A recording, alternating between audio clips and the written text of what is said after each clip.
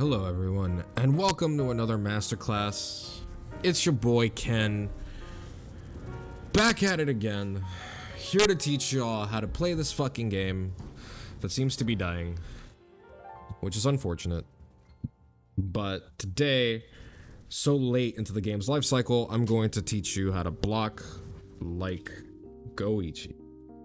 And by block like Goichi, I mean maybe not get opened up. I'm going to teach you more or less, like basically this class is going to be how to formulate strategies when you are blocking. So I think that that's going to be a pretty important stream. But basically the idea behind this is we're going to be talking about the different types of defense, how to properly defend, how to form strategies in defense. And this is kind of important because this essentially is what's going to determine more or less how to pressure that you guys are learning, which might be an important lesson to have right ahead of a big tournament. You know what I mean? I understand that the Wanted link is there, but you know what? I'm going to leave it up because tomorrow I will be streaming Wanted, so you guys can catch it tomorrow. For those of you that don't know, some current news, we have some videos. We have 2 videos that are going to go up. We're going to have a very admittedly outdated episode of the podcast be uploaded to YouTube, so make sure to look out for that this week. Star also finished a short masterclass on Oki, which is going to go up. He's going to teach you guys how to find Oki, how to develop mind games on Oki, and how to deal with different tech options, so it's going to be really exciting. So that's pretty cool. Star will be flying in on Thursday, so the next stream that we have, we'll probably stream on Saturday. If we do stream on Saturday, it will be the first joint stream that we have, where both of us will be sharing a mic and we'll be literally be talking to you in person.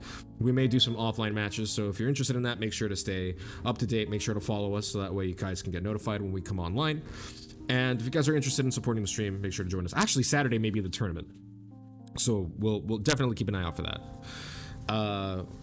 It's gonna be a pretty exciting time, guys. I'm super excited.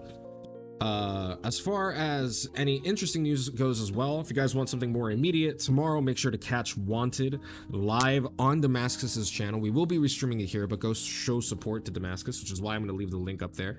If you're not following him yet, why? If you guys don't know what Wanted is, what rock have you been living under for the last like year and a half? Like, Wanted is essentially the biggest local in Europe right now, biggest online local in Europe. It is, but not for much longer. It is King of the Hill, long-running King of the Hill series, where they deal with invitationals and they have a qualifying match and then a match against the current King of the Hill, who is Silverblades. Star has competed. For those of you that don't, for those of you that were here yesterday or last week, and if you missed it, Star has actually beaten the invitational, and now he is currently in the qualifying match. If he wins this one, he could theoretically go up against Silverblades when he goes back to France, or whoever the King of the Hill is at the time. So it's going to be pretty exciting. Make sure to tune that and catch us live, guys. But in the meantime, we're here to learn about defense, guys. So before we begin, I just want to know, press 1 if you feel like your defense is kind of not there. Like, what? I'm curious, what do you guys, before actually you guys press 1, I want to know, chat, and I want everyone here, if you're new here, I want to hear your voices too. I really want to know, how do you guys feel about defense in this game? Do you guys think it's too strong?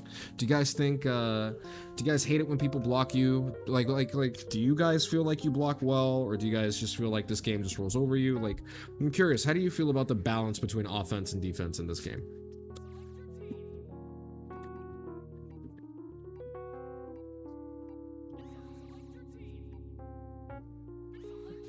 I want to know what everyone thinks.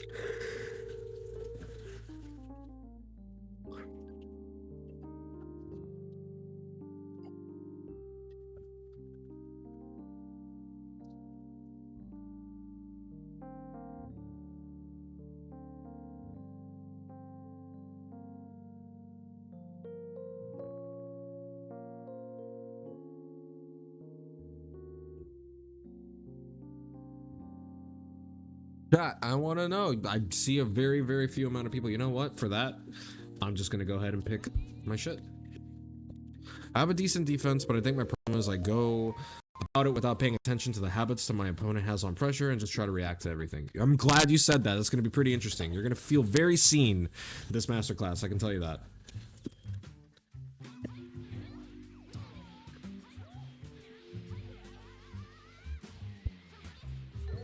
Ooh, let's see.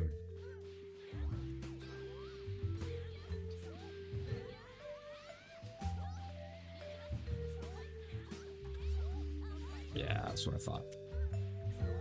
I kind of just be asleep when I'm blocking. Glad you guys mentioned that.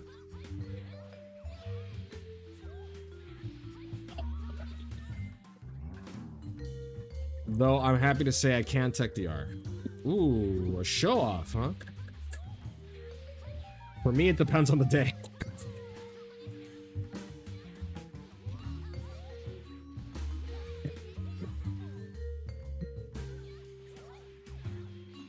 For me, it depends on the day, brother. Oops.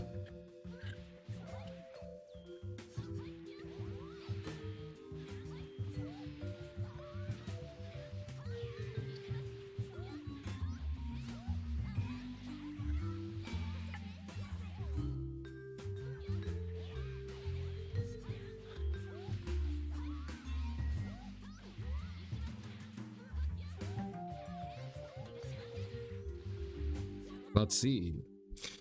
Yeah, to be honest, it depends on the day for me too. That junk can be mad hard online sometimes. Yeah, definitely. It's often either DR or 6M. I can only handle one at a time. Yeah, that sounds about right. That sounds about right. So, I'm curious. Now that you guys have gotten into the mind games, do you guys feel like you now have an understanding when you watch me and Star play why we respect each other? Like, I'm curious. Why do you guys think Star and I respect each other so much when we play? Like, that seems to be a thing. Whenever new people come in, they usually ask us... like, hey, man. Let's see. Because you're such good friends. Are we? No, I'm kidding. Of course we are. But that's not why.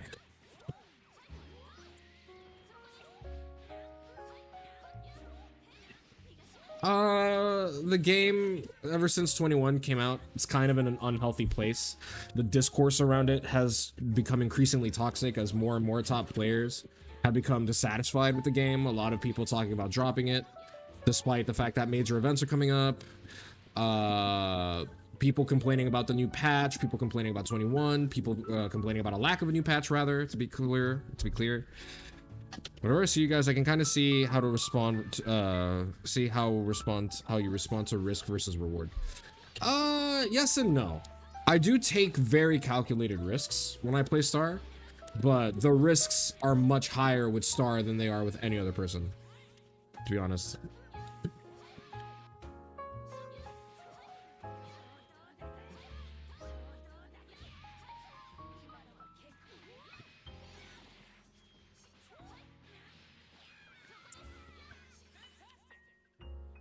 Every time you disrespect, you can sort of die and you don't lose anything for blocking in the game just to hold that. Not necessarily. That's not necessarily it. But today we're going to give you a pretty in-depth idea of what it's like to defend. We kind of had a class before on defense, but it was never going to be this in-depth. We're going to be talking about the different types of defense, the different types of pressure, and the advantages of both, and what optimal pressure would be like. Like, what does it mean to block optimally? Now, it's going to require us to basically review some very common stuff that we normally go over before, like we normally went over before. The biggest one, right? The biggest thing that we went over before is everything is a mind game. Everything involves a certain level of risk, right? Once you accept that,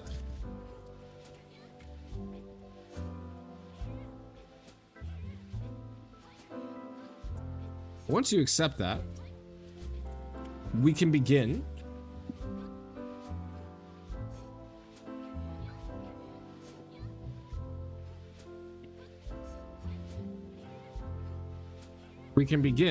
to essentially have some fun, basically. But in order to understand the different types of reactions, I feel like there are two different types of people on block. And we're going to divide them into two categories. A lot of people have a lot, like, don't get me wrong, this is not a hard and fast rule. There is a decent amount of overlap, meaning some people can have traits of both, depending on the opponent. So it's not a hard and fast rule. However, it really does, I think, help people understand exactly how they respond to threats and how they can begin to respond to threats as well. Thank you, Divisor, for the resub at tier 2. I appreciate it. You're OD. I look forward to seeing you in the tournament. And I hope I can see some of the wow, that's such a huge 2L.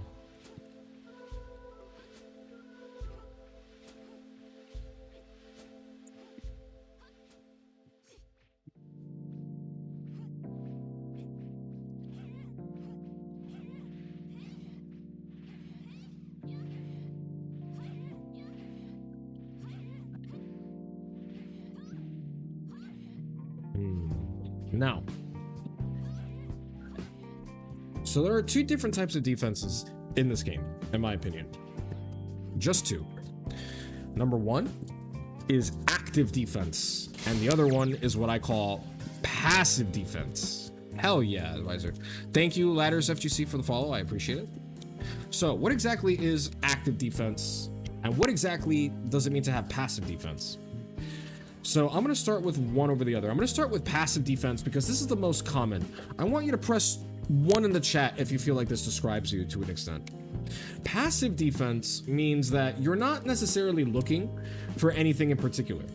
When you block, you kind of just switch your brain off for a little bit. And you basically just try to react to whatever comes your way. You know? If there's a DR, if there's anything, this was for another character. Whoa. Yeah. You just try to react to everything. Press 1 in the chat, especially if you feel like you tend to overblock as well. Like, you don't notice situations like that where Kefla 5 allows you and you actually could have gotten out. Press 1 if, like, you've been in a situation where you're like, wait, that's not quite right.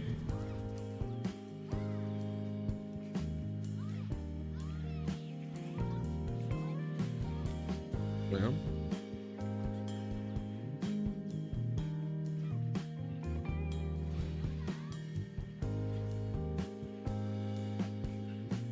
Alright, press 1 if this is you guys right now in the corner where you're just kind of letting your opponent do random shit and you're like, yeah, I'm not messing with that, and you're just trying to react to whatever they decide to do. Oof.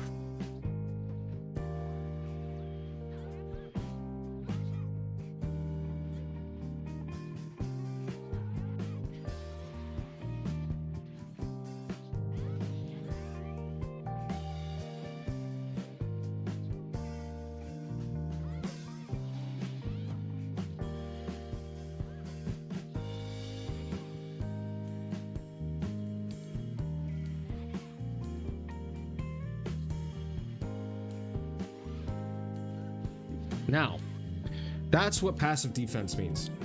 Basically, it means that you kind of turn your brain off a little bit.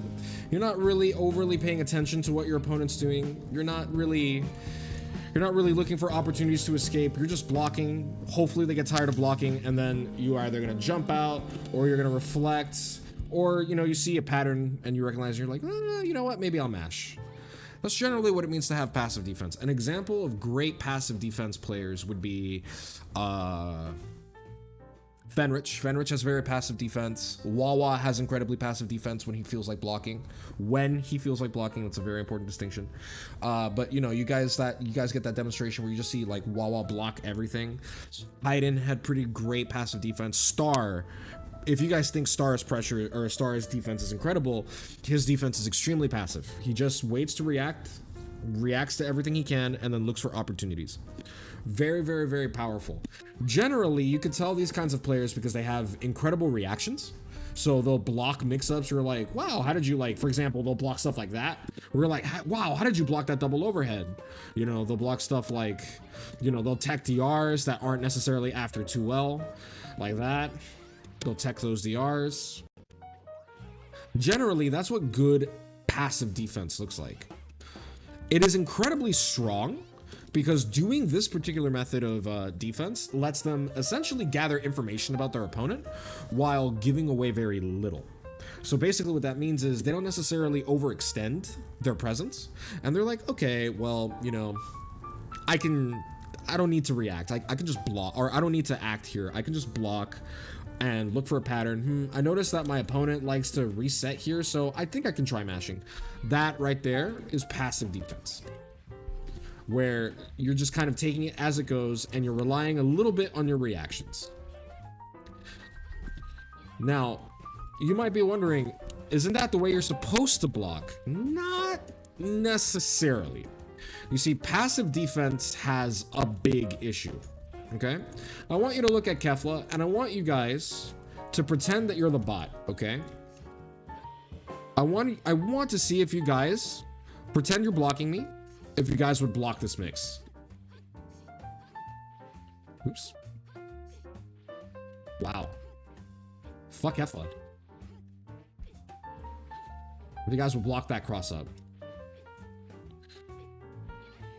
Or something like...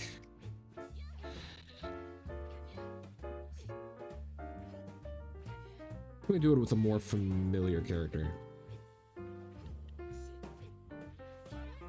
Yeah, that. Press 1 if you think you would block that entire string. I2H it. Good way to die, to be honest. Because I can just do that. Or even better. Nah, I'm kidding.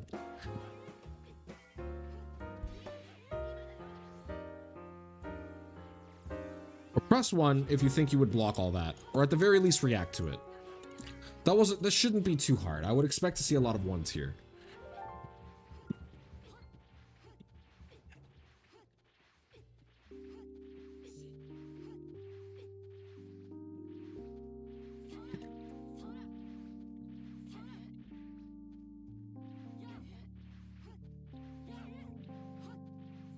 Depends how I feel. Yeah, I get that.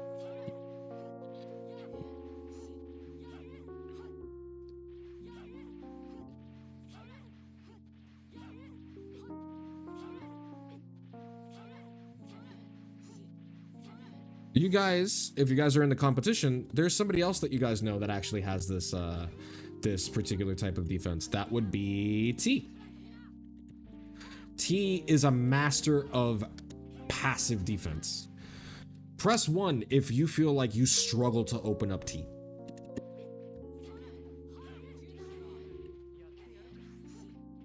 Actually, post a baguette. I want to see some baguettes.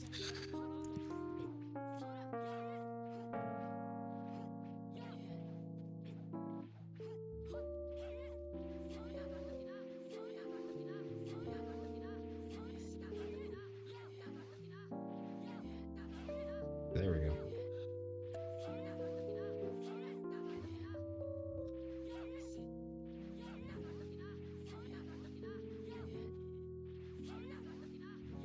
Okay. Decent amount of baguettes.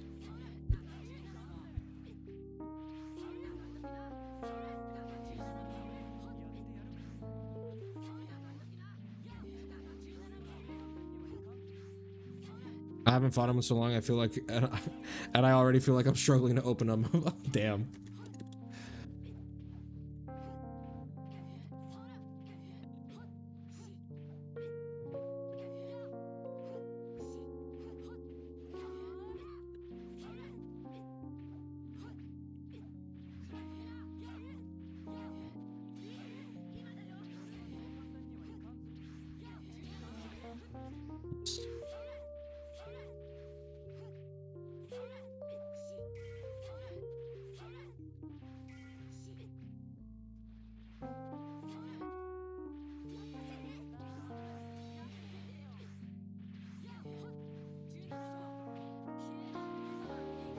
Now, all right, some decent amount of baguettes. Anyone else? I have 3 baguettes. Can I get a couple more?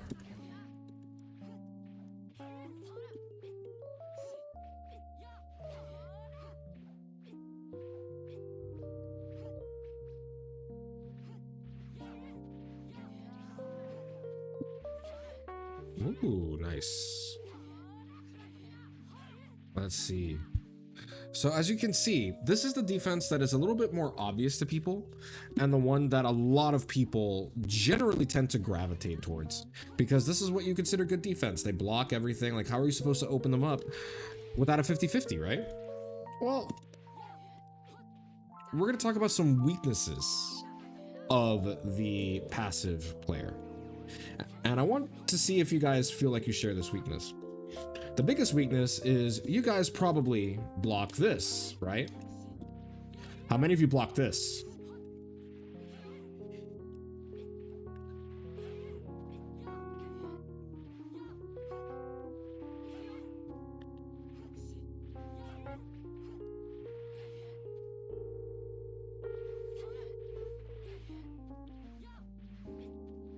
No comment. Yeah. I blocked it easy. Yeah, if you didn't block the cross up. I've done it. I don't block Vegito JS though. Yeah. Because I failed to react to cross up at all. Hasn't happened to me yet. You're not fighting at a high enough level. I tuition on reaction a grand total of 1 times. It's hard. So why do you think that opens so many people up, guys?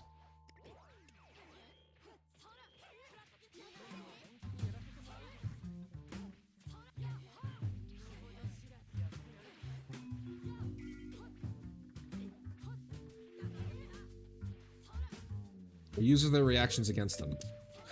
In a way, yes, it does. See, the passive player relies on their reactions, which means that they have a certain set of expectations. In other words, they would block this every time, but this might be a little bit hard for them.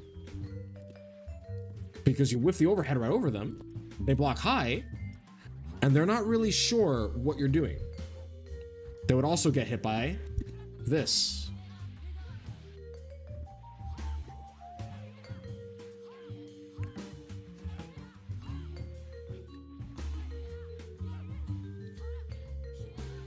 +1 if you got grabbed.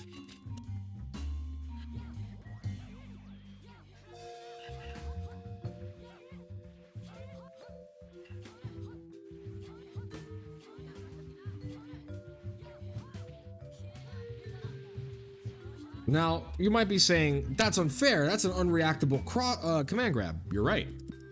Which kind of brings me to my point. You can't react to everything in this game. And while a lot of people could react to the command grab if they are expecting it, no, they're not reacting to it, but they expect the command grab, so they're able to actually deal with it appropriately. This situation is a little bit more fucked. Because you're putting them in a situation where you are abusing their expectations, which makes it harder for them to rely on their passive defense and begins to introduce discomfort. A passive defender really likes to feel comfortable on block. They are the when in doubt block people. They're not going to mash it out. They're not going to do anything. They're like, oh shit, time to block. And while that is an incredibly good habit that I think everyone, regardless of their personal defensive style, should incorporate, over-reliance on your reactions basically puts you in a position where it is easy to abuse those reactions. Those people will also get hit by stuff like this.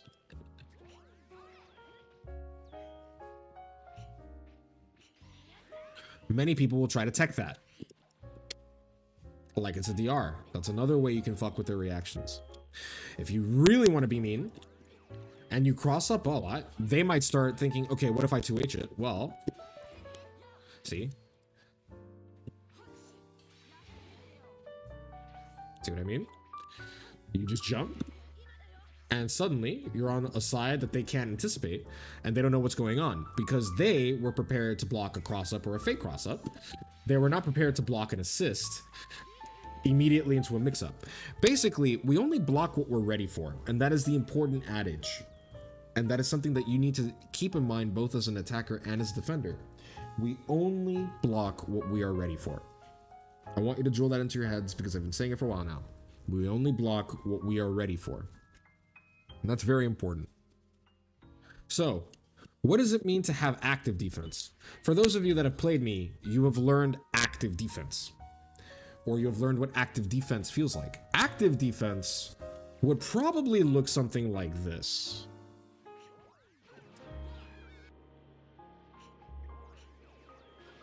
Cool.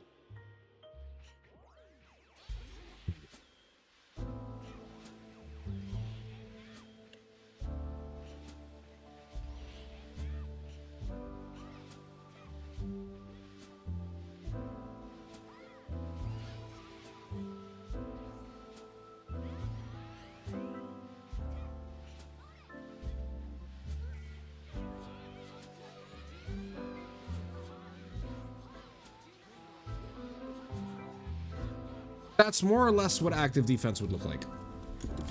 Now, for those of you that may be confused, you might be like, isn't that just mashing? Outwardly, it can seem like that, which is generally what a lot of people don't understand about the more active styles of defense. Active defense, basically, instead of building a data bank of things that they can react to, they hunt for patterns and different ways to escape and punish the opponent. It doesn't always translate into mashing. It can translate into reflect, defensive mechanics, level 3, or in general, blocking to keep the opponent in a state of ambiguity where their goal is to make the opponent not even fully sure of what their options are on block. For example, because I reflect and because I can tech DR, if I reflect that DR crush from Kefla, she's minus 17. I can start 2M punishing. I can start putting a world of hurt on her. And that's important to consider, because active defense in general is the riskiest but the highest reward. Active defense means that if there is something that they can exploit in order to get out of a particular pressure, they will do so. That will include mashing, that will include blocking when necessary, that will include level 3ing, that will include DPs and reversals, that will include everything in order to get out of the situation. Now, why would you make a game plan out of that? Why would that even be active? Are the ranked players that I fight active? No. The difference between somebody has active defense and somebody who's just mashing is that the mashing for somebody comes from discomfort. Whenever somebody is uncomfortable, they're more likely to try to get out because they don't want to do stuff. They're looking for patterns, which means they're very easy to lie to, and they get hit by deep frame traps like this.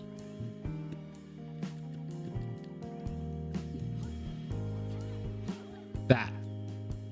The frame trap would look like that. Press 1 if that's been you. Where you thought you could press, and you couldn't. Oops.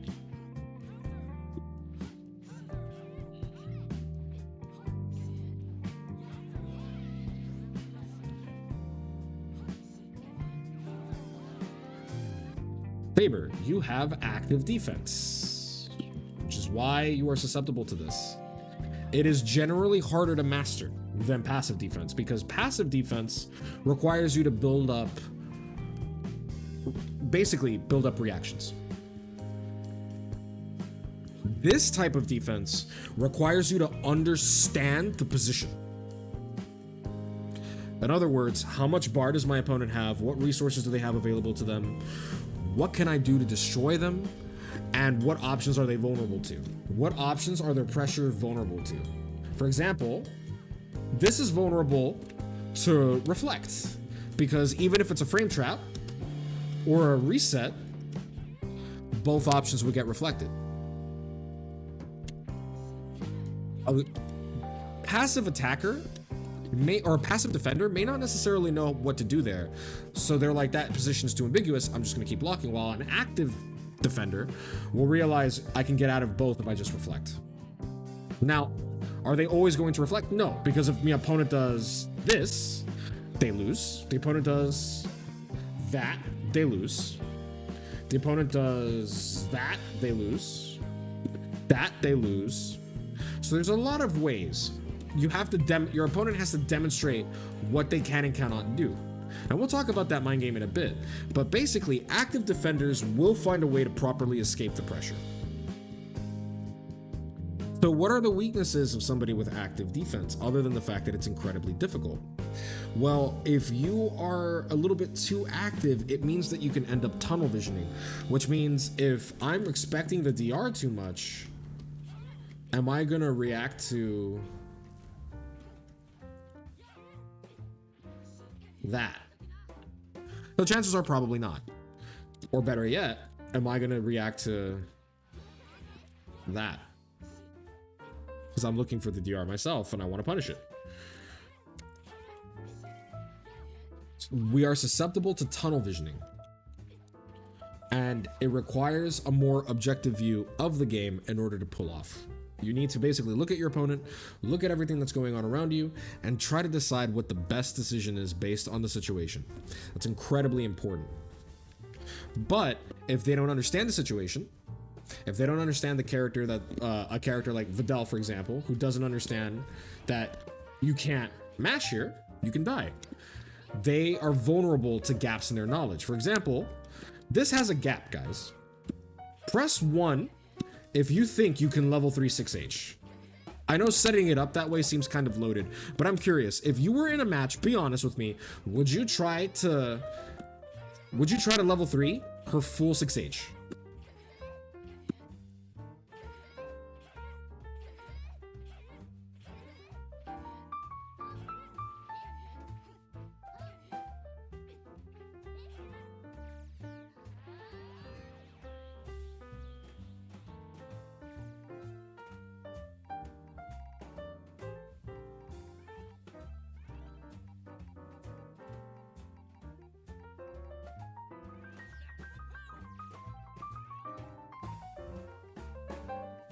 Well, why would you guys mash 6H? I'm curious. Why would you guys, I'm sorry, level 3 this? I'm curious.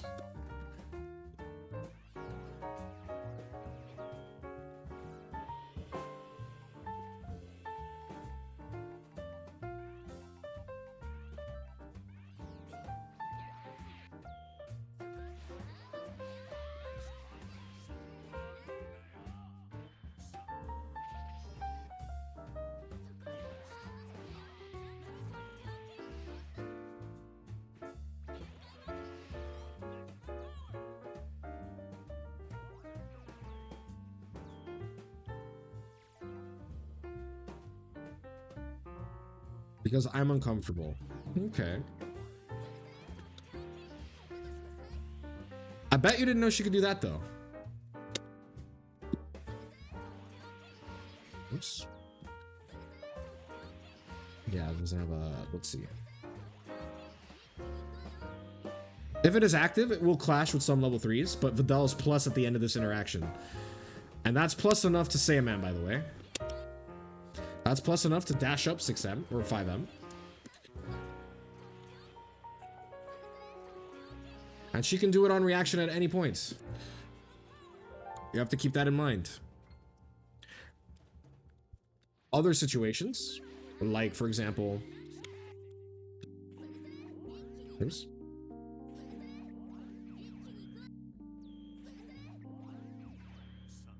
Ah, it's waiting for over, yeah. Yeah. Not always the best idea.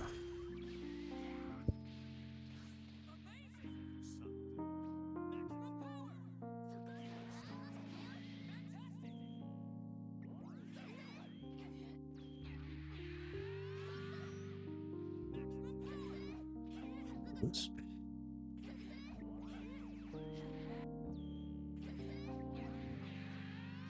And you can do it on reaction.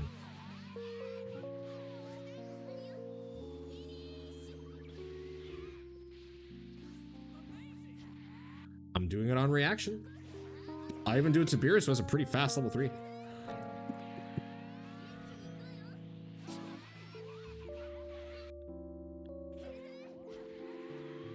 I can react late. Basically, the moment I see you super, I can just input. That's true. I wonder if that works against 21. I'm curious. Because 21 is a little bit dumb. No, they clash. Why do they clash? That's actually really stupid. You know what would be really funny? I wish this dealt with supers. That would be funny. Yeah.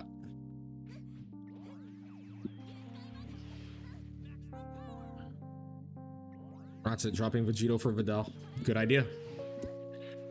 But do you have a Videl license?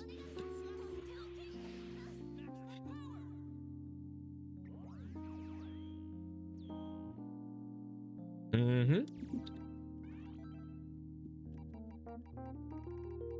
But you guys know it's a gap. Would you guys mash reflect here?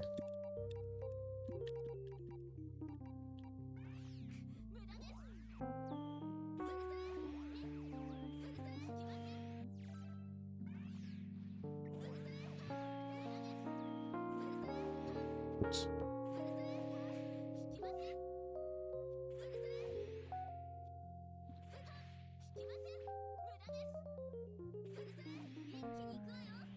That'd be so funny if that actually punished.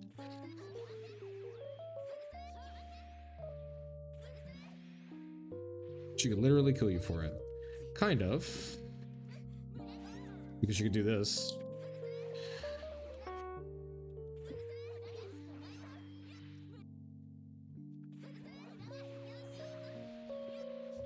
Which, by the way, also looks like her 6H. Another way she fucks with... See?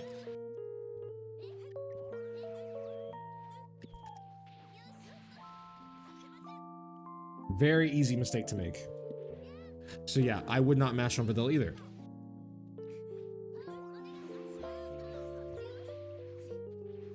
Now.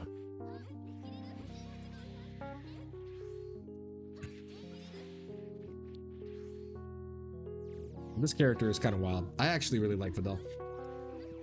But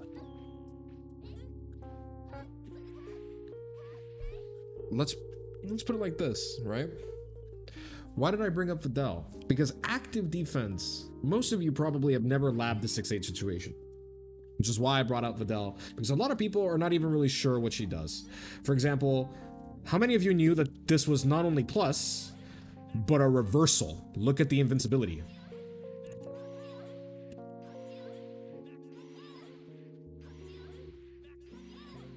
How many of you knew she had the fastest DP in the game now at 13 frames?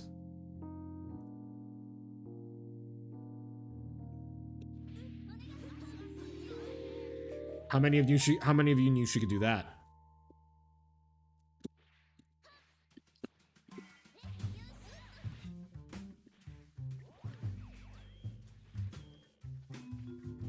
I wonder.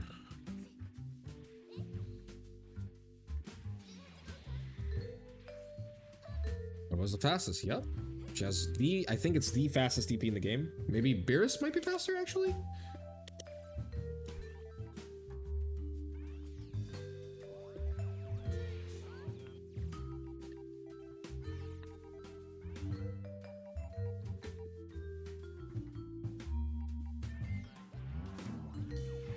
Nope.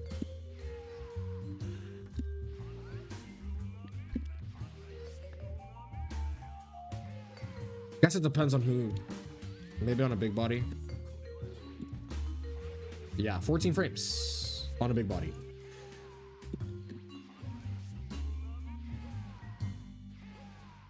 Vidal's is faster. 12 frames.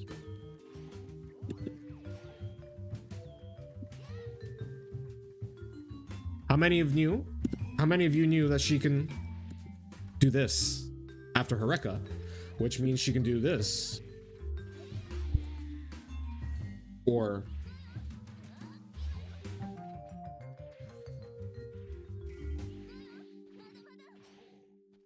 and as you can see, there's no landing recovery. So that right there, when delayed, is a genuine 50-50. Which can also be That.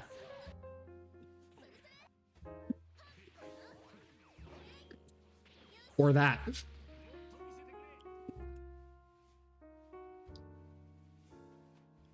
How many of you knew that she had this mix-up?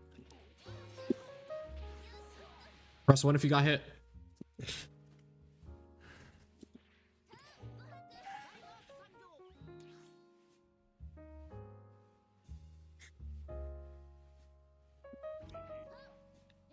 That's kind of crack. No, this character is a sleeper top tier. Legit. She's insane.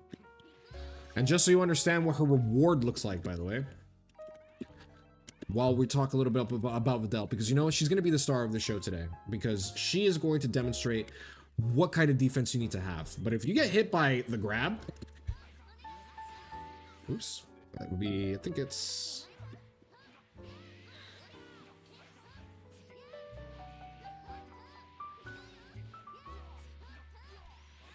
oops, there we go. Forgot how to end that.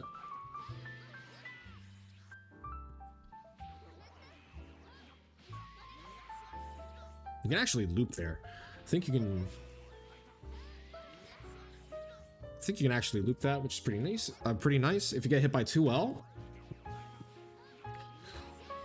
in the corner. Oof.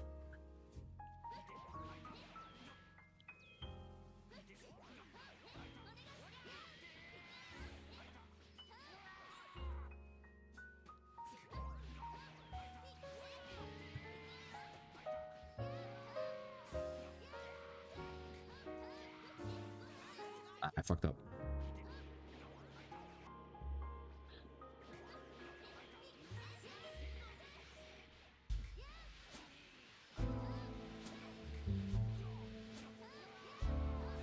Ah! Videl!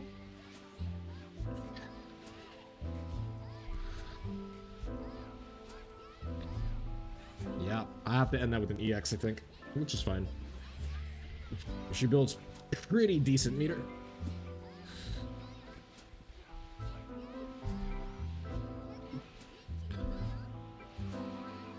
Almost 4K off of a 5L, and I think I can push that, to be honest.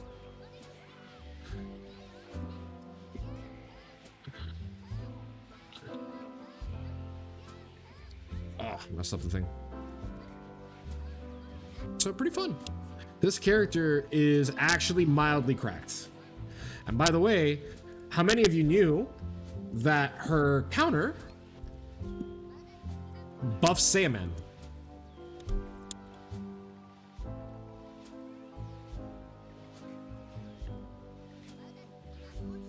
So watch.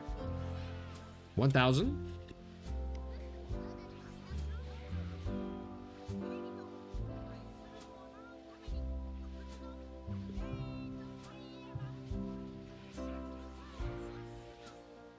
Which buffs her combo damage pretty considerably. Especially if you can squeeze Saiyaman in there multiple times.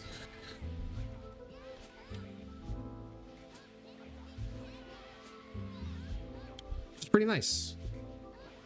But not only does it buff that, if you think it buffs Saiyaman, did you know it also buffs her level 3?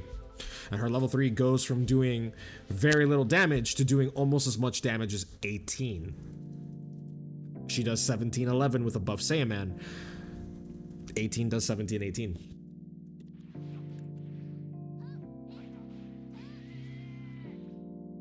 For example, let's do a very basic string. We'll do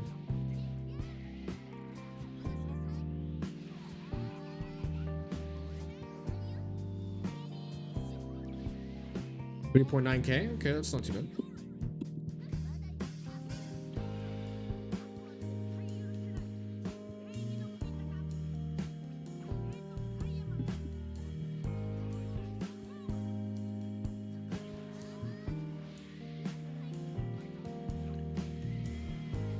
Oh, my bad, fucked up.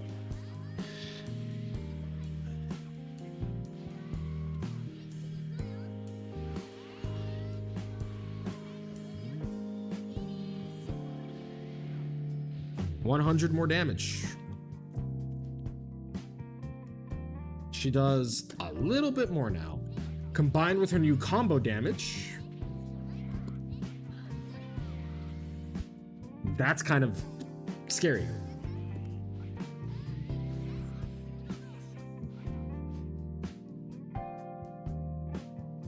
Especially if she can start adding him in combos.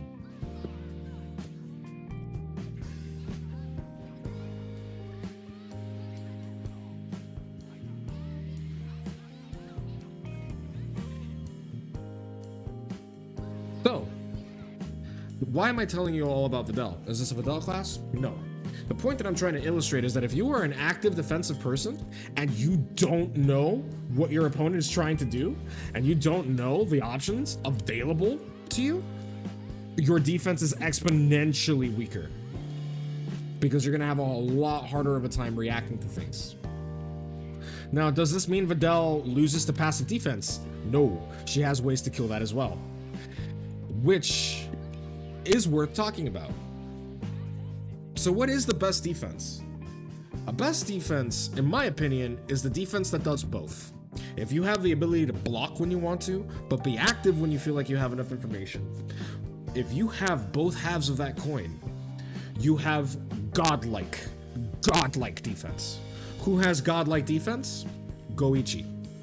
Goichi will block way more than you think he needs to, but when he is sure you are getting level 3'd and you can go from having an advantage to straight up losing the entire match on a dime because of one decision that he's made. His defense is genuinely some of the best in the entire world at this game, and that is no joke. You might be wondering, what about Mr. Popo? Mr. Popo has very good passive defense, the passive defense player, but Mr. Popo does not take advantage of the situations in most of his matches that like he should, and he doesn't respond appropriately, which means that when he does try to respond, he becomes vulnerable to basic stagger pressure. Stuff like this. And then if you add 50-50s and he no longer knows what to expect, you start basically running him over. Fuck. I can't get that air dash. Now that's important.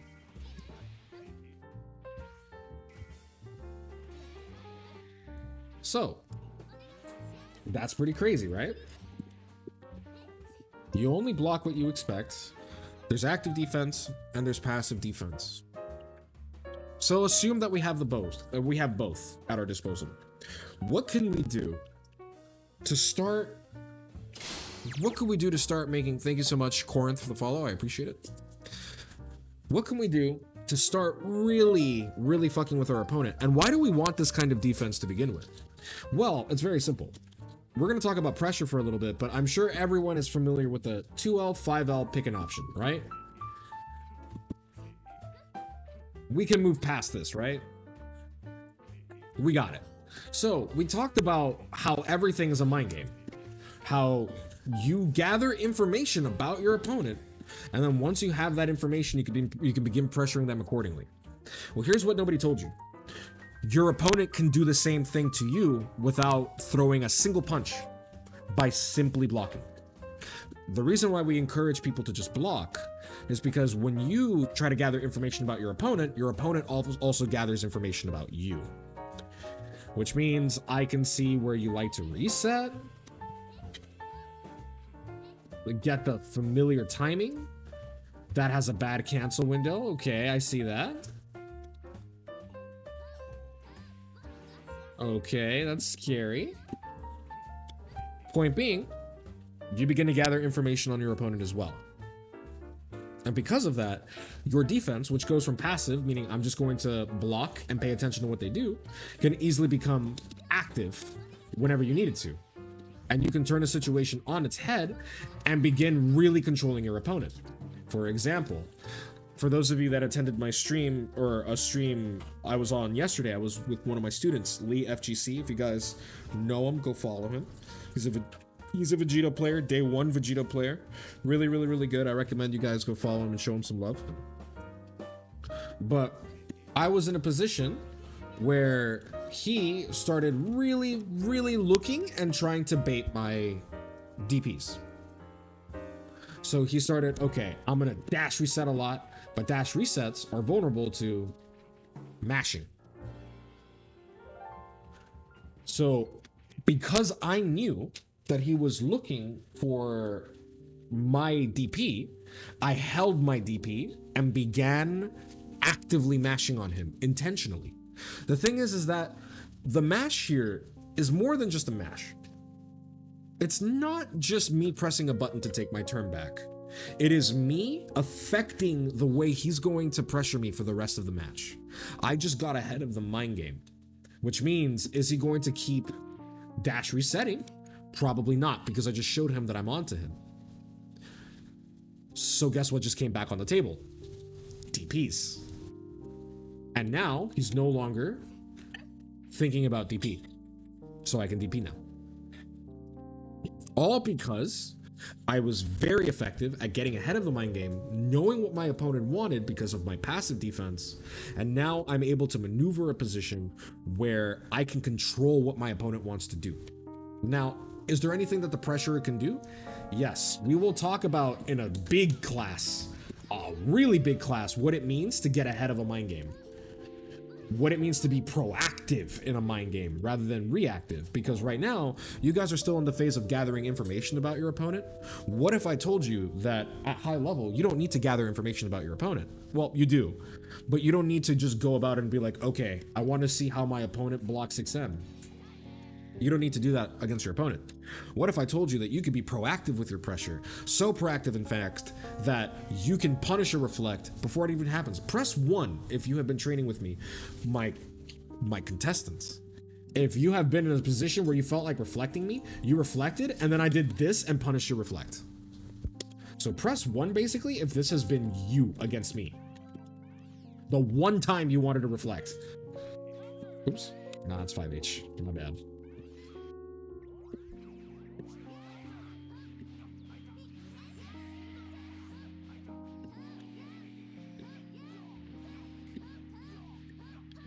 So how did I do that? Did I get lucky? Did I just get lucky? Did I just know that you were going to reflect? Was I psychic, or did I just make a hard read? Do you guys think I just decided to mix randomly and, you know, things just happen to work out that way? Hey, Vegan, welcome back. Good to see you.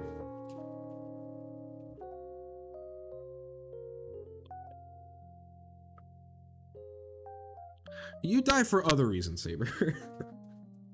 You mostly just get hit trying to mash. But why do you think that happens? The reason why this happens is because I incentivized it. What do you mean by that? It means that I encouraged you to reflect, and I created a situation flexible enough where two things are going to happen. Either you're going to reflect, or, oops.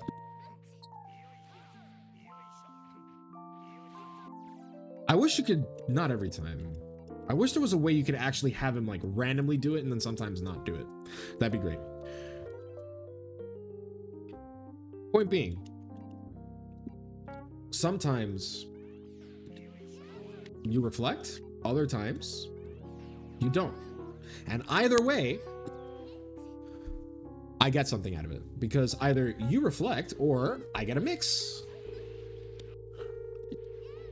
So for those of you that are wondering why I ID so much, that's why. This is also why DR is incredibly important, because what if I decided to do this? No, that's 5H. Or what if I did this?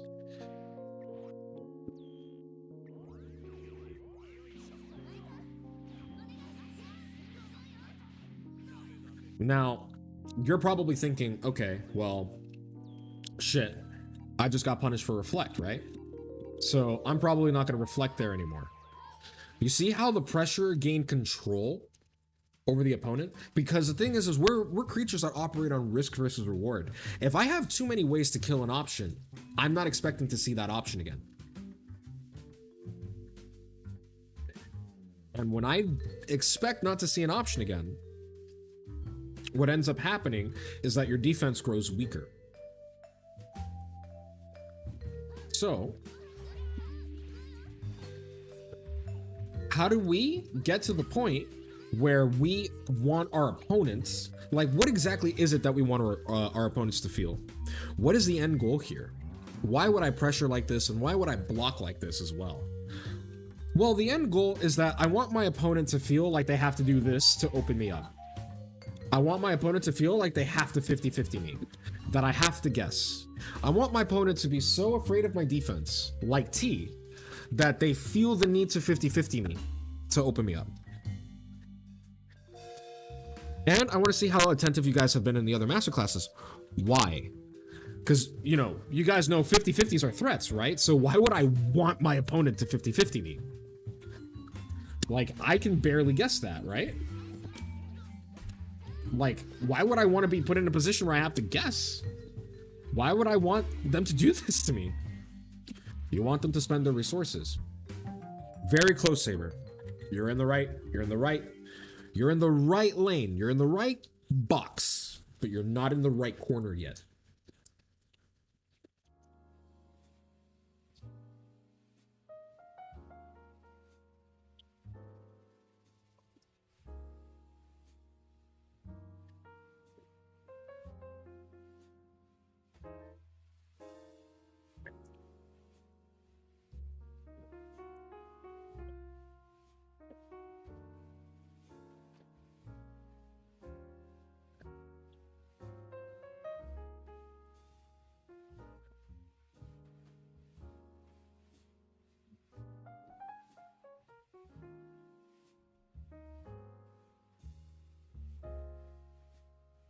It has nothing to do with resources. It does, but not necessarily wanting them to spend it right here. You want them to opt for riskier, more expensive mix. Close. These are not bad answers, and you guys are not completely wrong. But there is something specific here, a very specific reason. It's kind of unfair. It's kind of a trick question. But I want to see if you guys can figure it out.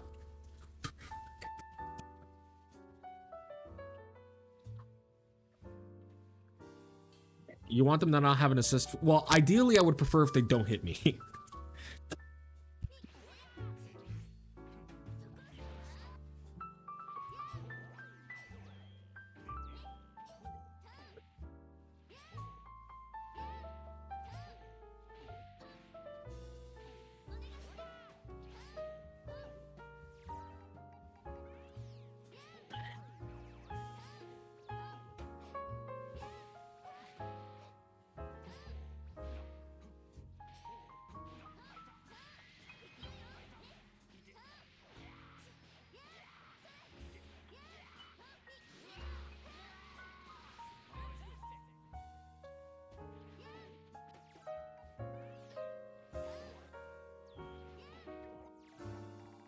Ideally, I would want them to not hit me.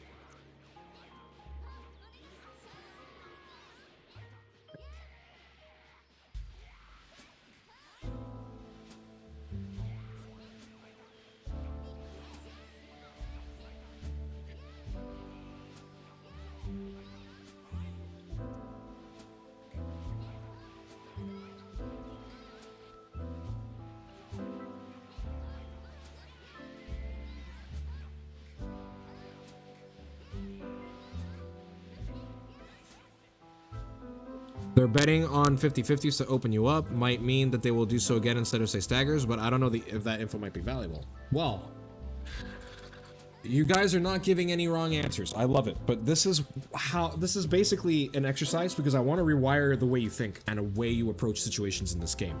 Okay? So you're all correct. Not a single wrong answer. But here's something that you guys are not thinking. A 50-50 requires assists and or resources, right? Like for Kefla to 50-50 you, she would have to successfully land a 236H, super dash to jail, and then call an assist, right? For Videl to 50-50 you, she would have to do that, right? Does pressure become harder to extend post 50-50s? No. Not if you have good universal pressure. So if you have great like pressure like what I'm doing right now, no.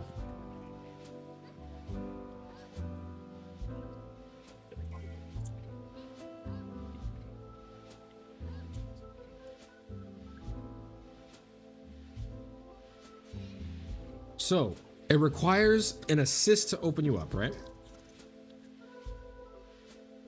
So it's more so the things before rather than after it that you can recognize and punish. Not quite, because it actually has nothing to do with pressure or defense to begin with. Here's something that I said in the last time I covered defense in my beginner's defense. Now I'm going to cover it for my more advanced course. Good defense. And if you guys are the kinds of people to take notes, this is where you really want to write this down. Good defense starts with movement. It starts in neutral.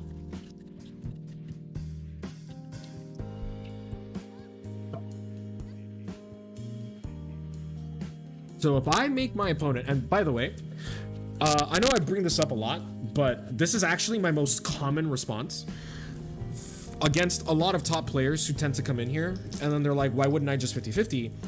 Here's your answer. How often do you have an assist when you pressure? You guys probably don't think about it, but how often do you guys actually win neutral against strong opponents that are as strong as you, if not stronger, without spending your assists?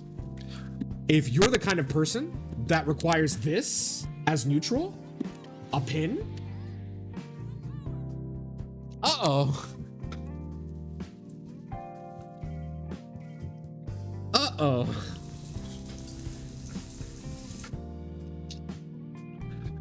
Wait, so you're saying if they feel the need to 50-50 on pressure, they lose out on the opportunity to possibly win neutral? No. For them to win neutral, they will very likely have to spend a resource that they also need to 50-50 you. Which means, in this position, this is scary. Like, right here. Okay, you guessed right once, but what if I...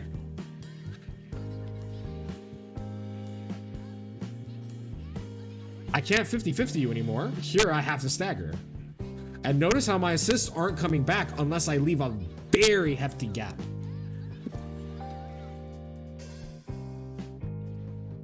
So, what if we're in a position like this? See?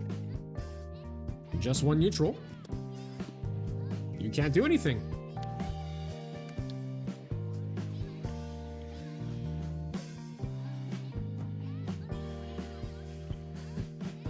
You have to back off. Doing this is incredibly risky, because all the opponent has to do in response is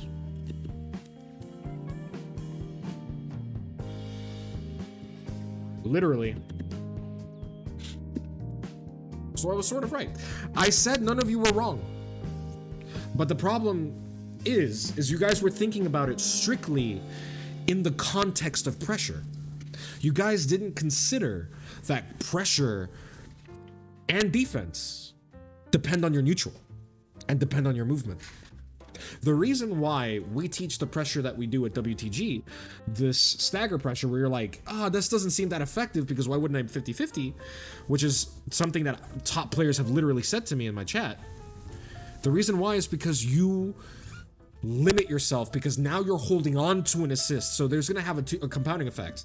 Either your neutral becomes weaker because you don't want to spend the assist that you need to 50-50 your opponent, which makes you less likely to win it in situations where if you had just called the assist, you would have. Or you spend both assists and your pressure becomes weaker. Either way, your opponent, by virtue of having excellent defense, is now beginning to wear down your position simply by existing. Simply by being godlike at defending, you don't know what the fuck to do. How do we open this guy up? I need a 50-50 to open him up. So if team moves well and you spend both of your assists to basically even catch T to make him block, how are you guys going to open him up? You don't have a tool for a 50-50. If you guys return to neutral, you're returning to neutral without 2 assists, while he, as a result of blocking, probably got his back. You're at a huge disadvantage.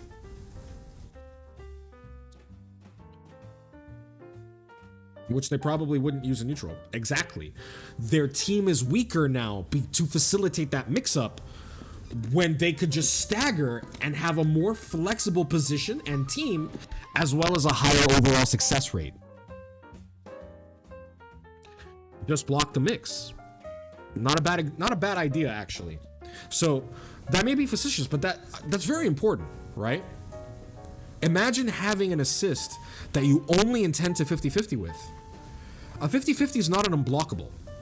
What happens if they guess right? Your pressure becomes obvious. If I guess right on a 50-50, now I'm like, okay, I'm gonna see normal stagger pressure into DR or into a mix-up, and then they think that they're gonna get away with the tech, except no, I'm raw level 3ing you. Because now I switch on my active defense, because now in this position, I know your stagger pressure is weak, and now I'm looking for not only ways to escape, ways to kill you. All because you banked so hard on that 50-50. And if my defense makes you feel like you need that 50-50, your pressure is weak and you will struggle to win games as a result. Everything at high level DBFZ, neutral, pressure, defense, positioning, movement, all of the things that we have been covering all inform each other. They all cycle into one another. It's all connected. In order to have good pressure, you need to be self-sufficient. In order to have good defense, you need to also be self-sufficient. Bro, where are you in tournaments? I don't compete, but my co-host, who also runs WTG with me, is currently in Wanted. You can catch him tomorrow. And he's going to demonstrate everything that we're teaching today. But I don't have time to compete. I am a photographer by trade, and that means I have no time, and I prefer teaching anyway. But yeah. What the heck? This is like class. Yeah, that's the idea. We teach high-level Dragon Ball here. I'm teaching you, essentially, how to beat Yasha, how to beat Goichi, how to beat Wawa, how to play like them, and how to beat them. Retired competitor, 2OD. I don't compete. I mean, I wouldn't say I'm a competitor. And to be honest, I would compete. Like, you guys will see me do some high-level matches. Like, if anybody, like, when Combo Breaker rolls around, if anybody wants to come over in Combo Breaker and you guys want to run like casuals with me, if they're like top level, if it's like Yasha or whatever, you guys are more than welcome to come over. I'll run casual sets with you guys.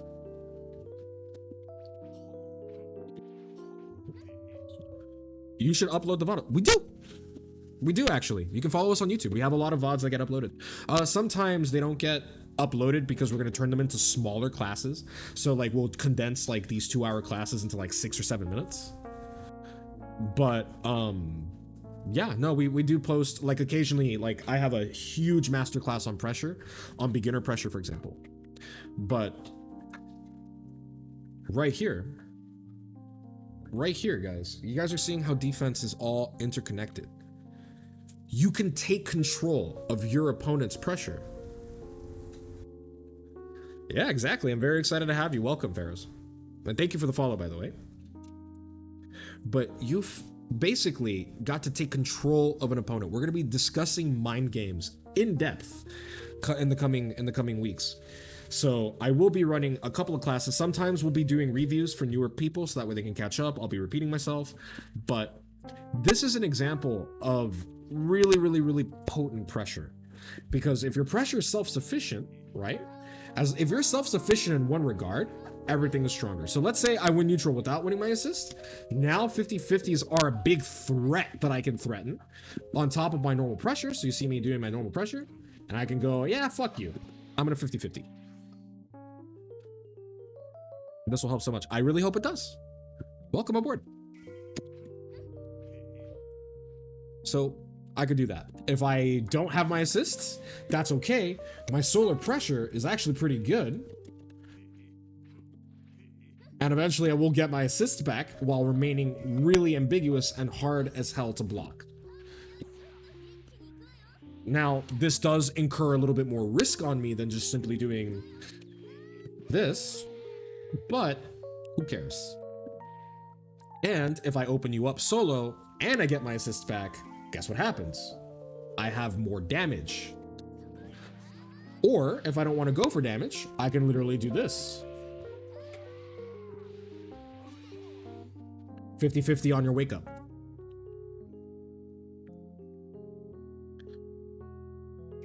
And assuming you block the 50-50 or you reflect, press 1 if you got hit by that DR.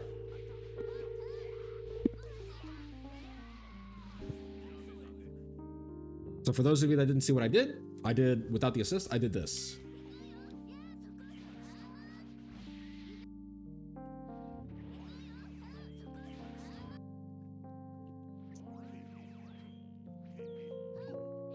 I tacked, lol. The visor savage.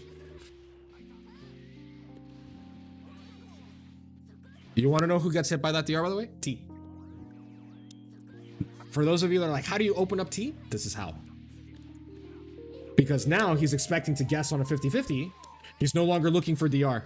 So he's probably not going to tech it. It's more of a guessing game. No, it's not. No, it's not. No, it's not. It's not a guessing game. It's a mind game. It's like chess, where you know the position, your opponent knows the position. You need to play around your opponent's understanding of the game. You need to gather information about the way they approach the game. You need to gather information about the way they play the game and attack it with accuracy and precision. You turn a guessing game, RPS, into... I actually came up with a really neat analogy. I have a few analogies, but I think this is the best one. So a lot of people think, okay, rock, paper, scissors, right? This is basically RPS, right, Ken? Well, yes and no. For example, if I'm doing this...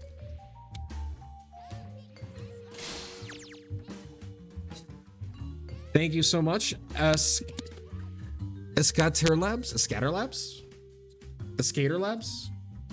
E-Skater Labs. Okay, sorry, my bad. Spanish brain took over for a second.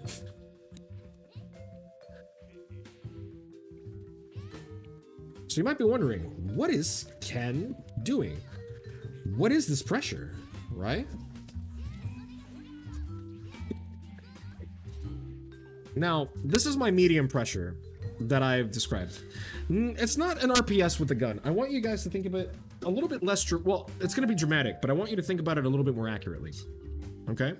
I want you to suppose that you're right next to me, or I'm right in front of you, and I tell you, we're going to play rock, paper, scissors. But if you choose rock, I'm going to break your finger. If you choose paper, I'm going to break your arm. All right? Let's go. How likely are you to choose those two options?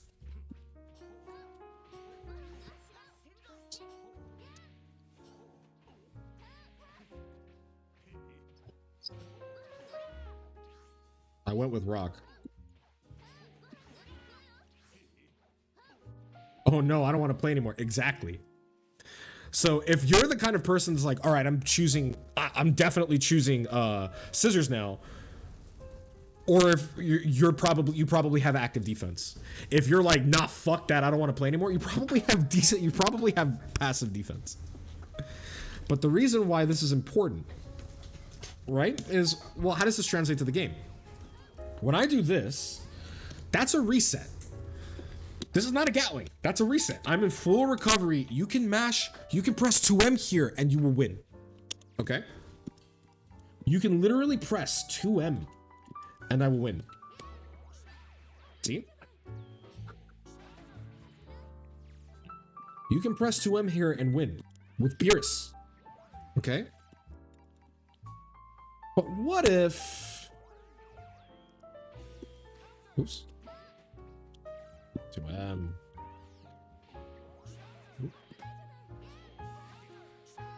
See? What if I do that? Or what if I do that?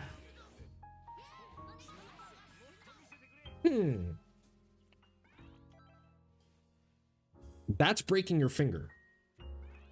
So what if I like to do this, which is a reset? That's a reset. Okay. So what if I do... Now that's your arm.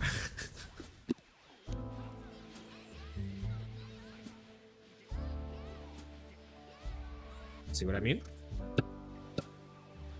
Now that's basically, okay, frame traps and resets, right? So what if you choose paper? You didn't, or sorry, what if you choose scissors? You didn't say anything about scissors. In this case, scissors will reflect. You can beat both, right? The frame trap and the reset, you can beat both of them, okay? But what if I do... What if I do...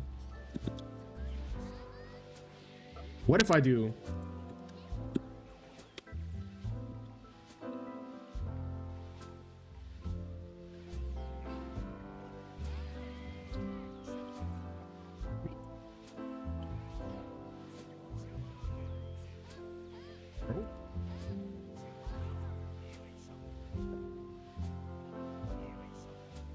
Oops. The 6M beats it. The thing that you were supposed to reflect? Yeah. You beat it. Now it doesn't give you a reward, but if I call an assist. And what if I just come back? So sometimes it will work. The thing is here's the thing, right? The whole point of this analogy is I can kill reflect. But of all the options that you're going to choose, reflect has the highest likelihood of succeeding. And is also the least dangerous to you. Which is why I'm going to kill you for it. You see what I mean? It's no longer really an RPS. I've literally made it so scissors is your only option. And if scissors is your only option...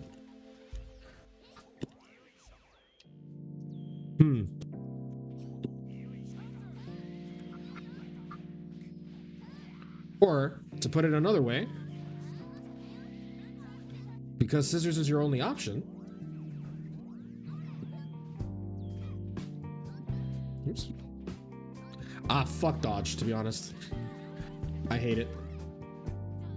Right? Oops.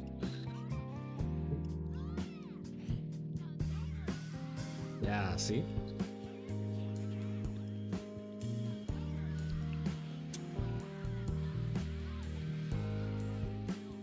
See what I mean? See where this is, to quote Gogeta, see where this is going?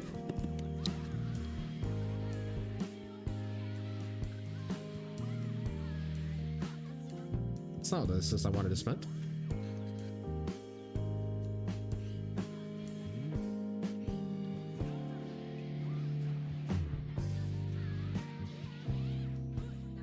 Why can't I do my easy TOD? Man, that's embarrassing. I'm trying to make a point.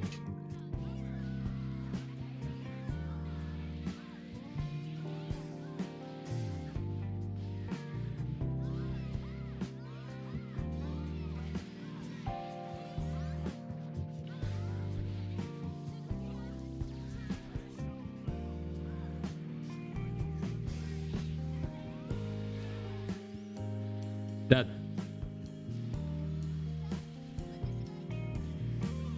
or to prey on your abilities to block. Exactly. Actually, there is a solution. There is a solution here. Because the solution is, I don't want to play anymore, or you can straight up refuse the game. How do you refuse the game? Block.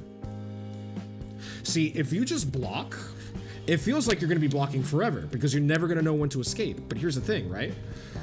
The longer my string goes on, the more obvious my patterns and timings become.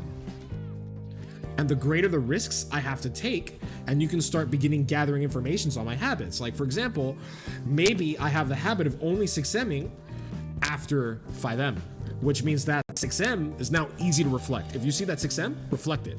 You see that DR, you can tech it. If you have good passive defense, you can escape this situation. And then the next time, you can start getting ahead of the mind game, and now you can flip it on them. Now you could be like, listen, we'll play rock, paper, scissors, okay? But now, even though I'm the one blocking, I can tell the attacker, okay, that's fine. But if you attack me with scissors, I'm gonna break your arm, okay? Let's go. You can flip it now. Now the situation's on your terms, where if they do for certain things, they can die for it. So for example, if you have very active defense, you're gonna 2H this. This gets 2H'd, and then you guys get the point. That is how a basic mind game in DBFZ works. And this is why we bank on stagger pressure.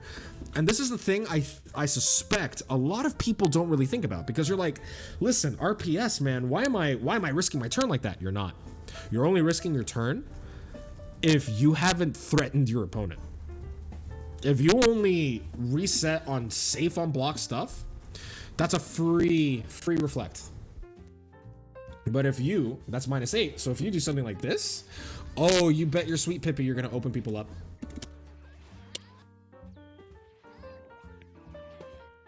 I'm gonna tell my opponent that RPS phrase. Good.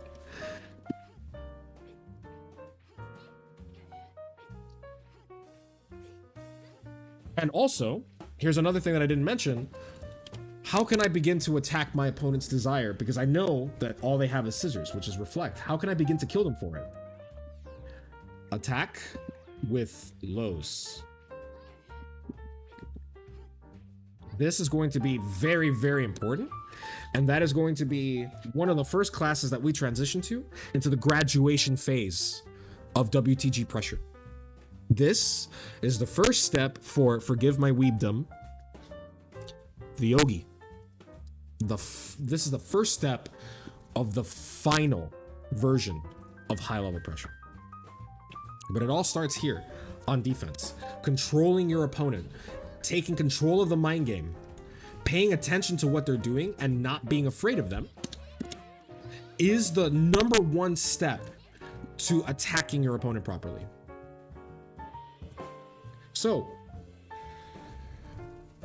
you cannot do this pressure because we're gonna end this on a very, very important conversation. We're gonna end this class for today on the mindset necessary to engage in this particular type of pressure. Number one, you must accept risk. It is incredibly important that you accept that everything you do in this game, including blocking and attacking, has risk. In fact, you know what I'm going to do? I'm going to read you guys the 10 commandments of defense, which is pinned currently in my Discord. For those of you who want access to the Discord, go ahead and subscribe. Subscribing will give you access to me and Star. You guys will have access to everything going on, all updates in WTG. We're very active in there. We hang out in VCs. We'll sometimes do Q&As. We'll go over high-level classes, and sometimes we get podcast-style conversations with me and Star discussing high-level DBFZ. Occasionally, we'll have a top player or two pop in.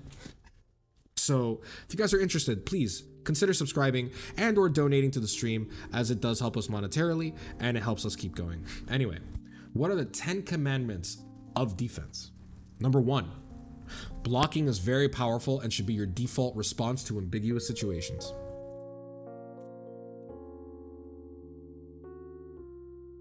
Oh, yes. Yes, it does, Saber. You can literally write down Saber, achievement, God of Destruction. No longer in training, just God of Destruction. That's your title. That's your professional title, bro.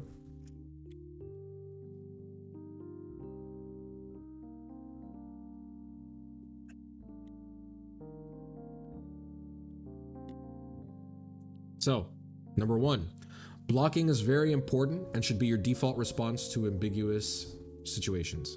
When in doubt, block. If you are not sure what your opponent is doing, block. Even if you get hit, the chances of you getting hit by a scaled starter are very, very, very high if you're blocking. If you're not blocking, you run the risk of death. Yeah, Saber, let's go. 2. Active defense is when you block with the primary goal of searching for opportunities to escape. Master this mentality.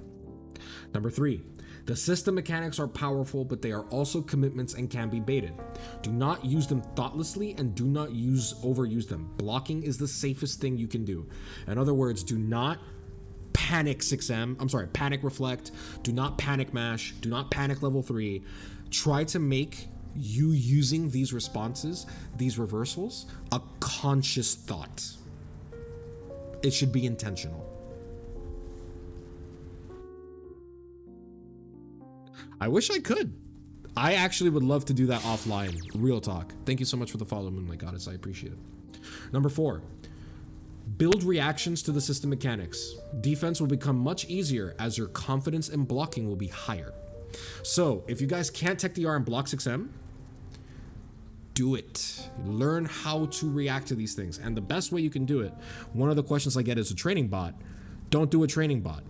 Instead, make yourself block your own pressure. So let's say I do one string is going to be,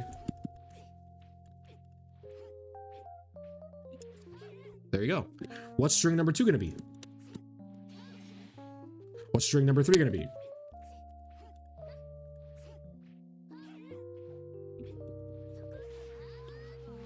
And so on, so on, so on. Make yourself block your pressure. And if you can block your pressure easily, your opponent can block your pressure easily. If you're getting hit a lot by your own pressure, that's a good sign. But this way, you can build realistic expectations. Because if I tell you, okay, one string, next string, next string, this will teach you how to look out for the mechanics, but basically you will only expect them from the setup. You're conditioning yourself to only expect them after 5L. Get creative. And also change your strings every 2 days. Change the reactions. If you do this a lot, I promise you within 2 weeks, you will have incredible reactions. If you can't do that, go ahead and practice against your buddies and have them block you. Or I'm sorry, go ahead and practice against your buddies and have them pressure you. Figure out their timings, see what you can do, and learn how to react to when they want to do something. Very, very important. Number 5, you only block what you're ready for. The same goes for your opponent. Watch for patterns and deviations from said patterns. Number 6, 2H and mashing are hard call-outs when you are confident you understand your opponent's pressure. It is not meant to be used when panicking. Number 7, the best defense is when your opponent is unsure how to pressure you, as they do not know if you will or will not respect. If they don't know how much you're going to respect, your pressure gets really nasty, because now you can be like, I think I'm just gonna block. Nah, just kidding.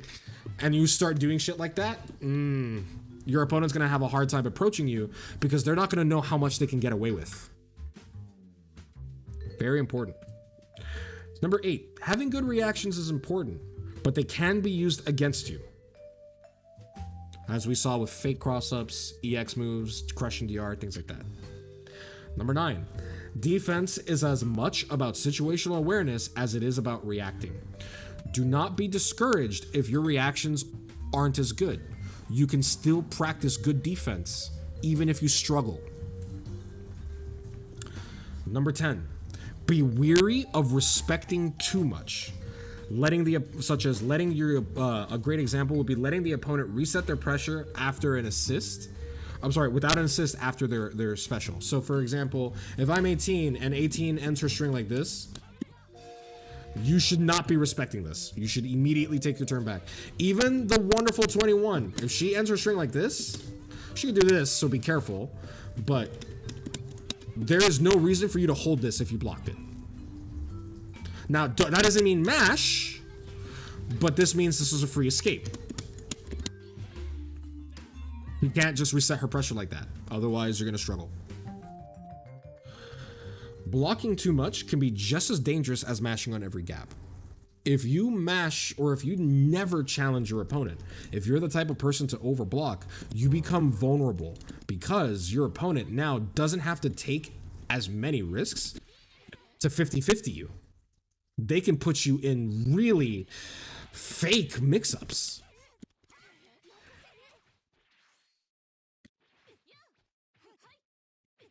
They can put you in really fake mix-ups. Oops. See? They can start doing fake shit to you. Like, you don't let them get away with this. If you make sure you challenge them every now and again, that doesn't mean always be stupid. This just means that if you see your opponent doing something fake, call it out.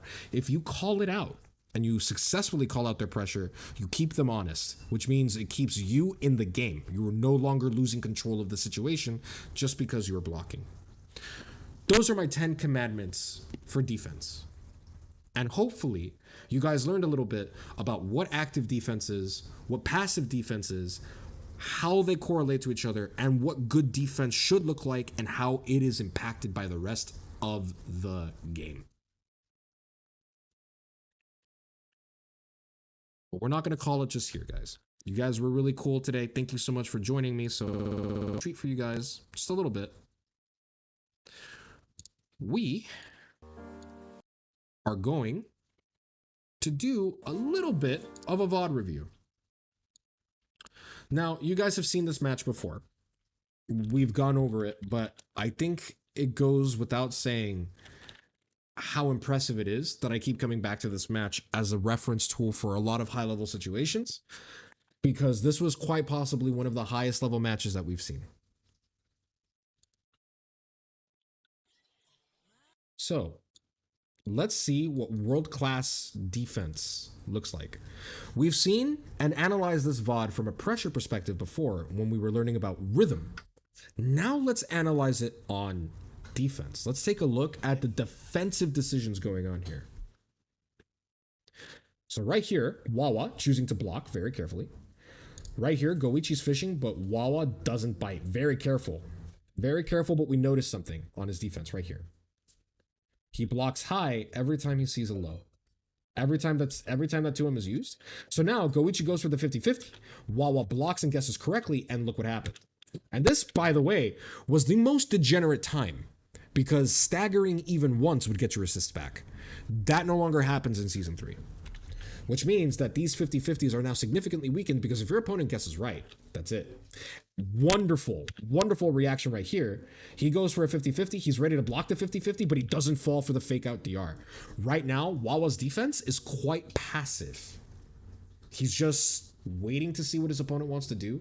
And both the attacker, Goichi, and the defender, Wawa, are looking and trying to understand what they can figure out about each other in order to use that information against them. This is an excellent first block string. If you ever want to see a masterclass, if you're ever wondering, man, what do I do on the first block string? Or what do I do when my opponent gets the first block string? This is a fantastic, fantastic first class.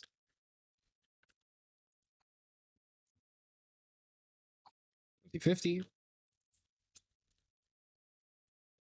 Great tech. And notice how Wawa even carefully leaves the corner. Doesn't want to overextend. Now it's Wawa's turn to pressure. Let's see how Goichi chooses. And right here, Goichi showing an example of active defense. What? I thought Goichi blocked everything. What do you mean active defense? Well, Goichi looked at the position. There's no assists here. There's no assists here. They're coming back, but not in time. For that assist to come back, Wawa would need to reset his pressure, basically. Right? But there's no assists here. Keep this in mind, because that's going to be very, very important in a second. So when he goes for this, Goichi realizes there's nothing to jail him here, and Goichi evacuates the situation. That is an example of active defense. Goichi doesn't block to block, he blocks to escape. So right here, you saw an example of passive defense from Wawa, who basically decided to play it extremely safe, didn't bother reflecting, didn't do anything, and instead reacted to the universal mechanics. And while he did take a little bit of a risk, he did block the 50-50s. Goichi here, however, said, I don't need to block unnecessarily. I'm getting the fuck out. And that's an incredibly powerful tool. So right here, now Wawa's defense becomes a little bit active. But as you can see, remember, we have that, hey, I'm going to break your arm. And by the way, for those of you that missed the pressure class, notice how Goichi slows down every button. See that beautiful rhythm? See that beautiful rhythm? This rhythm is how you tell your opponent in game, you do anything, I'm going to break your arm. That rhythm is a try something rhythm. And if you see that rhythm, block. Block immediately. Now, I bring that up because notice how when Goichi goes for the 50-50, Goichi speeds up fast because now the opponent can no longer interact. Now he said, fine, you didn't want to interact with me? You're going to hold this. Very, very important because Wawa could have reflected at any point during that earlier pressure, but he chose not to. He decided to decline the game. Now, in the second block string after this, Wawa decides, you know what? I think I'm going to accept your gambit now. Notice how the pressure slows down, and he gets back in.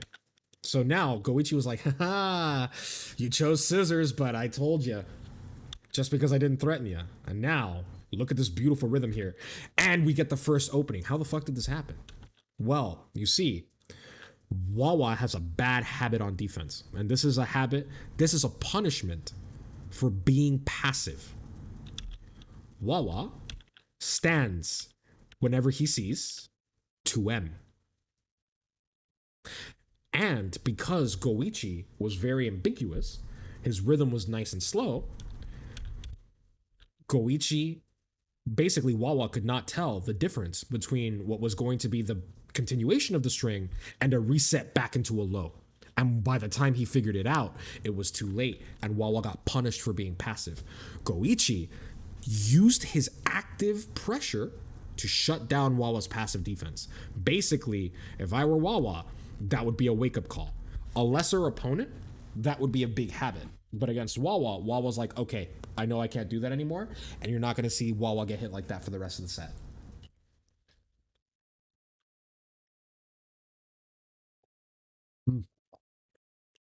So now we have a wonderful, wonderful combo. And we have a mix. Wawa sparks out of it. Okay.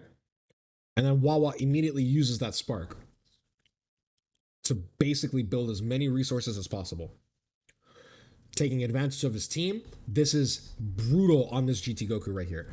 Threatening to kill this GT Goku. He went from straight up losing to gaining an advantage in this position. Wawa went from getting hit to winning. Wawa's winning right now. And if, now we have brutal pressure. This pressure, first of all, this was spark bait. That's 2M. And then he immediately goes for shoulder and catches the jump. Goichi was not sure what he wants to do. Tried to escape. Okay, Goichi's active defense needs to die now. And it does, because he doesn't know what's going to happen. He tries to do something here and gets hit by the second shoulder because that's not what he was expecting. And that decision, that active defense, completely destroyed Goichi's lead.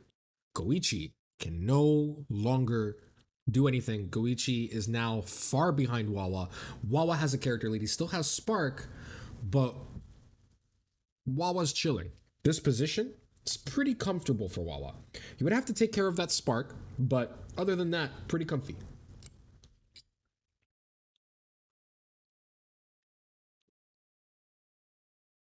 Wawa's neutral now becomes way more active. Catches Bardock with the shoulder. Once again, his active defense betraying him because Goichi doesn't know what to do. In this situation, if Goichi had just decided to just block and be passive, this situation wouldn't be happening. But Wawa was confident. And look how much confidence you have to do this. Wawa's doing this without an assist. In other words, if Wawa, and no meter, by the way, so he doesn't have access to EX shoulder. So Wawa, essentially, if this gets blocked, Wawa's turn's over and he has to immediately start defending against Koichi. And Koichi's pressure has proven more than enough to open up Wawa. He was so confident that this was going to hit that it hit. But unfortunately, dropped the confirm.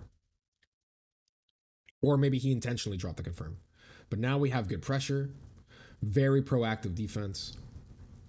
And then Goichi's active defense kicks in. Because here, Goichi realized, all right, I got hit. I'm going to be passive. Waiting for the opportunity. And when he saw the opportunity, he switched to active and level 3'd. And this is where the position completely transforms. Where we go from here, we went from Goichi winning or Goichi losing to Goichi putting his opponent in a forced position that completely destroys everything that's going on. Yo, thank you so much for the gift subs. Oh my gosh, thank you, Kamui. I appreciate it. I appreciate it. That's so sick of you. Let's go. Thank you. Very, very nice of you. Some of you are already in the server, but I'm gonna give it out to everyone here. I'm gonna give you guys a link.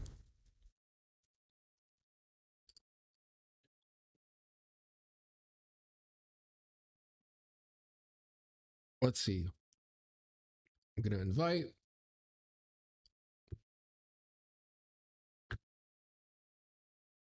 I think some of you are in the Discord. If you guys are not in the Discord and you need the link and you don't receive it now, just let me know.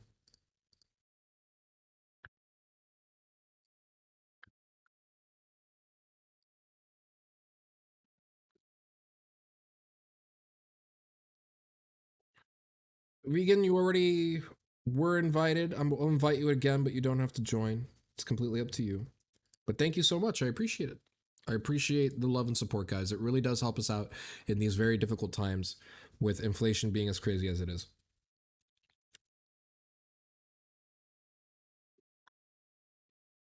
Now, this 2H. Damn.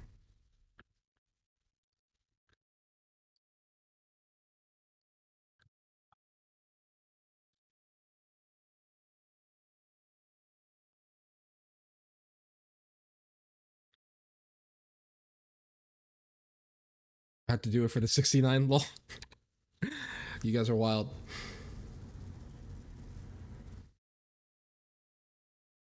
Good night, Divisor. Thank you so much for joining me. I hope we learned something today. I'll see if I can train you tomorrow. It depends on how dead I am, to be completely honest, because I have to stay up all night so I can train Star for fighting Gropis.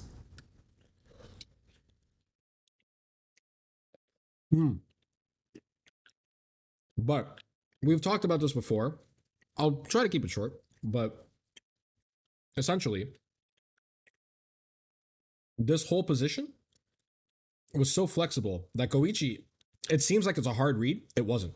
Goichi just forced that spark, and everything that happened, like Wawa didn't have a choice. Wawa had no choice but to obey everything that Goichi wanted, which is going to let him snap in his base coup, which gets rid of that blue life. And now Goichi put himself back in the lead. And here's the thing. Remember, passive defense requires comfort. In this position, Wawa just got level 3'd. Wawa just had his spark baited. Oh, sorry, I didn't have his spark baited. He had everything that he wanted to do baited, and he got 2H for it. Wawa is very uncomfortable right now, and Goichi capitalizes it with a preemptive mix-up that either is going to mix him, and Wawa's going to block it, or it's going to catch his reflect, which is exactly what happened, and look how ready Goichi was to confirm.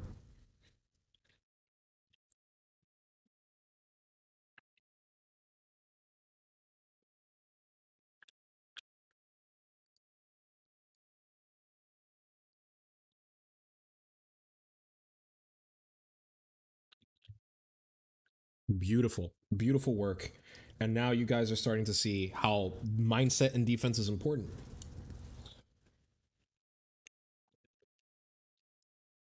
Beautiful neutral. Beautiful neutral from Goichi. Classic neutral. You don't get much better than this. You really don't. Good night, Saber. I hope it helped. And that was cursed. Remember, you only block what you're ready for. And anyone in this position would get hit by that.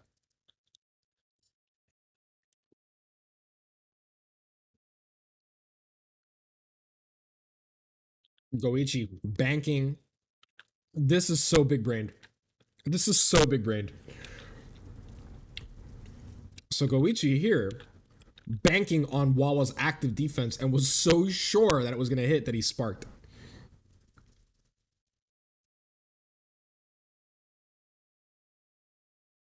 But remember, great example. This is Bardock and Spark. Okay? He can't jail into Vanish anymore. And in this position, Goichi spent his assist to try to catch Wawa. Wawa, if he does end up losing neutral to this Bardock, doesn't have to deal with as many threats because he doesn't have to deal with the 50-50 because Goku is not in recovery. There we go. You see, right here, Wawa is gradually weakening Goichi's position before he even attempts to attack because he doesn't want to fail and then deal with the 50-50. He wants time. That spark is over.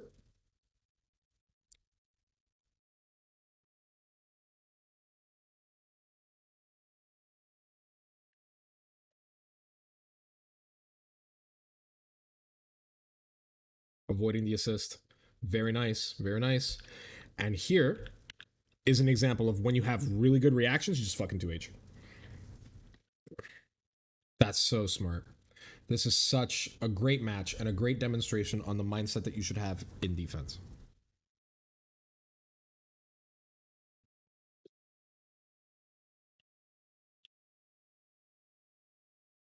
But there you guys go. Now you guys have an idea. Hopefully, you guys learned something that you can apply. Or if you can't apply it yet and you're not comfortable yet and you're just learning about these concepts, I hope that this match became a lot more interesting than before. I hope you're looking at this and you're like, wow, I never thought that that's what was going through their heads, right? So that's crazy. Yes, GT Goku is insane in that season. But thank you guys so much for joining me tonight. I'm very, very, very happy. I hope if you are available tomorrow that you will be able to join me for a restream.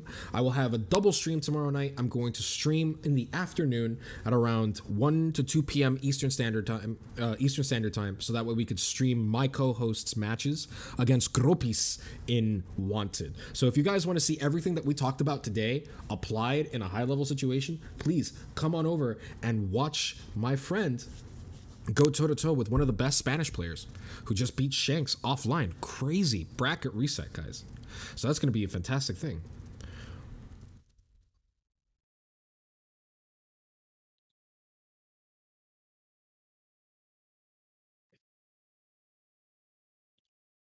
Hmm. Oh, damn.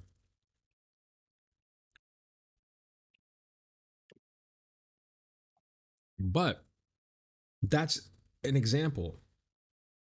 That's an example of excellent, excellent high level pressure. If you guys want to see what this looks like in high level, please go ahead and watch us tomorrow. And if you can't watch us tomorrow, don't worry. I'm going to stream again that evening where I'm going to have a new set of challenge matches between my students. This is the last week of challenge matches, guys. The tournament is this weekend. We're going to have a top 8. We're going to announce the top 8 on Friday. Friday is the last day. Wow, thank you so much for the gift sub. I appreciate you guys are incredible. You guys are insanely generous. I love how generous you guys are in this community. Thank you so much, not only for supporting me, but for helping somebody else learn high-level Dragon Ball. I can't think of a better way to spend that money, to be completely honest, when it comes to Dragon Ball, other than, I guess, buying the game. Hey, look at that. You were saved. But thank you guys so much for joining me today. And if you guys are interested, if you guys are new here, I do a masterclass, a version of these basically every Monday. So make sure to tune in on Monday for a masterclass. If there are any changes, I will update it on Discord or I will update it on Twitter. So definitely follow me on that.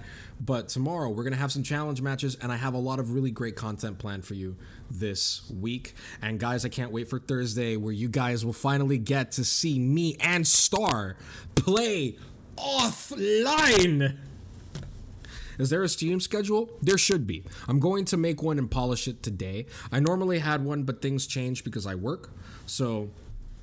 But I'm gonna definitely be better about keeping that schedule. Let me get you a link, Pharos. Here you go.